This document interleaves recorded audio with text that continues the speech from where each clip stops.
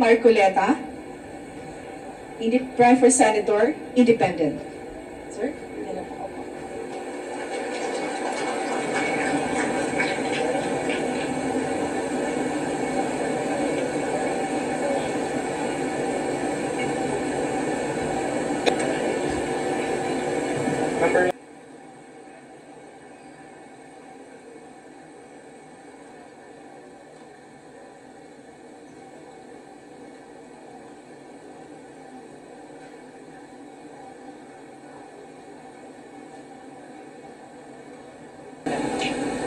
Magandang umaga po sa ating lahat.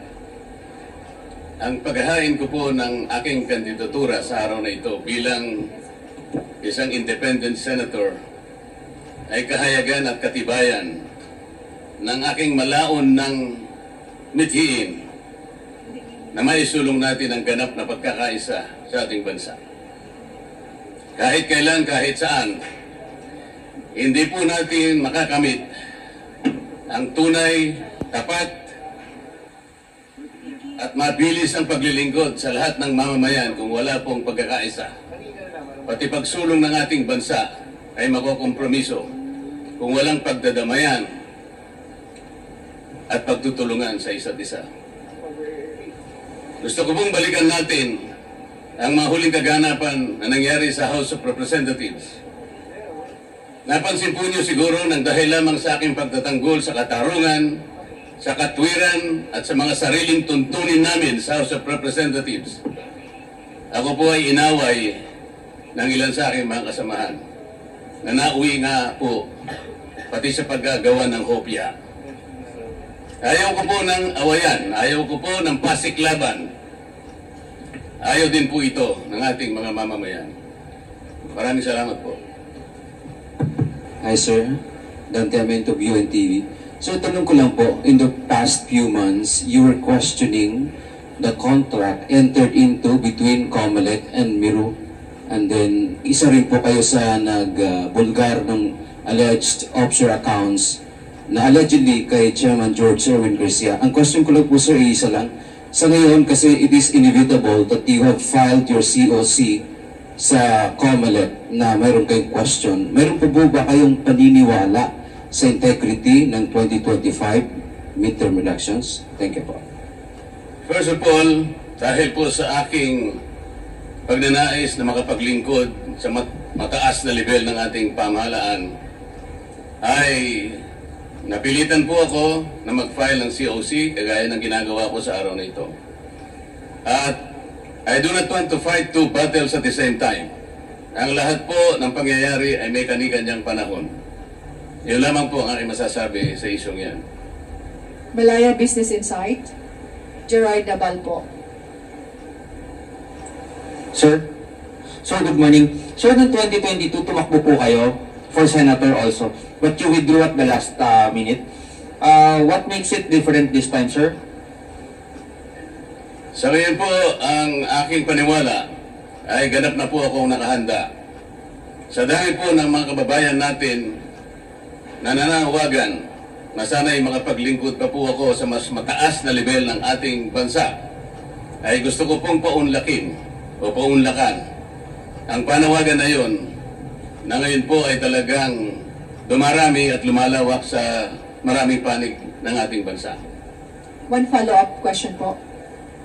Sir, does that mean to say na we won't expect you withdrawing anytime po? Wala na pong atrasan ito. Okay, next question is from Michael Rogas, Radyo Pilipinas.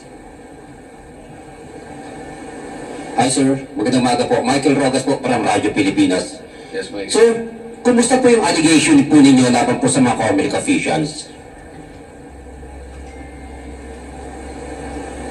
Wala po akong allegations sa mga COMELEC officials. Ang akin pong kino-question initially ay yung sistema at mga makina na maaaring gamitin sa susunod na eleksyon. Ngunit kagaya ng aking sinabi po, ay hindi po ako pwedeng lumaban ng dalawang battles at the same time. Ang gusto ko po ay makapaglingkod muna, pero nananatili po ako na ganap na pagtitiwala sa magagawa ng COMELEC upang pairalin ang isang malinis, isang tapat, at credible na election sa ating bansa. Yung pong pag-asa na yun at paniniwala ay nananatili pa rin sa aking puso. So sir, yun po sana ang aking gustong i-follow up question. Kayo ba ay naniniwala sa kabila po ng inyo po mga allegation laban po dito po sa teknolohiya na gagamitin pa ng COMELEC, kayo po ay nag-file ng yung Certificate of Candidacy for Senator, naniniwala pa rin po ba kayo sa integridad ng COMELEC sa darating na halalan? Ang pagpapile ko po ng kandidatura ay katibayan ng aking pagtitiwala sa magagawa ng COMELEC na magsagawa tayo ng isang malinis, isang tapat at mapapanaligan na eleksyon sa ating bansa. Salamat po. Hi, Kong. Good morning. morning. Sakaling pala rin po kayo sa Senate, ano po yung mga priority bills na unang-una nyong ipafile pag upo nyo po? Thank you. Napakarami po. Ayaw ko lamang pong isa-isahin, baka abutan po tayo ng 3 araw. Ang gusto ko lamang pong bigyan ng emphasis ay yun pong oversight function ng Kongreso. Hindi po lamang importante yung paggawa ng mga magagandang batas. Mas importante po siguro yung pagkagawa ng mga batas ay kailangan pong merong magbantay sa pagpapatupad ng mga ito. Sa karanasan ko po sa House of Representatives, napakarami po ng mga batas na pwede kong isa-isahin sa inyo. Ngunit nagkaroon po ng problema kung ang pag-uusapan ay yung pagpapatupad ng mga ito. Kaya po yung dapat na mapalakas sapagkat isa rin pong mahalaga nakagapay ng paggagawa ng mga batas. Hindi po maganda na makagawa tayo ng napakaraming batas. Ngunit parang ilalagay lang natin sa cabinet, napakatagal po ng proseso, napakamagastos ng paggawa ng mga batas. Sa laki po ng panahon na ginugol ko sa House of Representatives, kung minsan po taunan, kung hindi man isang buong termino para ikaw ay magkapagpagawa ng isang batas. Sayang na sayang po kung isang magandang batas ay hindi po may patutupad ng maayos. Kagaya po ng EPIRA. Ano po yung layunin ng EPIRA? Makapagdulot kayo ng isang reliable, secure, and affordable rates of electricity in this country. Nangyari na po ba yung affordable rates of electricity? Ang EPIRA po ay nagawa 23 taon na nakararaan. Ngunit hanggat hindi po nyo na ibababa ang presyo ng kuryente, there will be a continuing violation of that law. Tingnan po nyo yung local government code. 33 taon na nakararaan. Tingnan po ninyo ang ating mga barangay. How many barangays? Up to 42,000 plus barangays in this country. How many percent are able to stand on their feet? You may not know it, but I will answer my own question. 2%. Kung 98% po ay hindi nakatatayo sa sariling pa, how do you think that the smallest political unit of our society can contribute to the overall development of this country?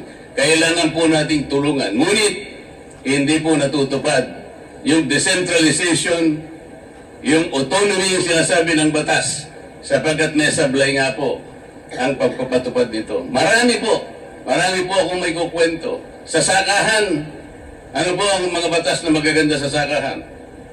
Meron po isang batas na nagsasabi, there should be a guaranteed price for palay. Meron po ba? Wala po. Kailangan po yung mga makinarya, equipment na ginagamit sa pangsakahan, dito na po natin dapat ginagawa. Batas po yun. Hindi po nangyayari. Ang sabi po sa isang batas, there should be a dedicated area for farming. Kahit anong mangyari, huwag niyong i-convert ang mga yan. Ano nangyayari? Conversion dito, classification doon, land trust, kahit saan nangyayari. Ang sabi pa ng isang batas, 25% of the total loanable funds of the banks, private and public, should be allotted to farmers and beneficiaries of agrarian reform. Nangyayari po ba? Hindi. Average per year is only 4%. Kaya ganito po tayo. Oversight is an equally important function of Congress that has been forgotten for years. Yun po ang isa sa tututukan natin. Salamat po.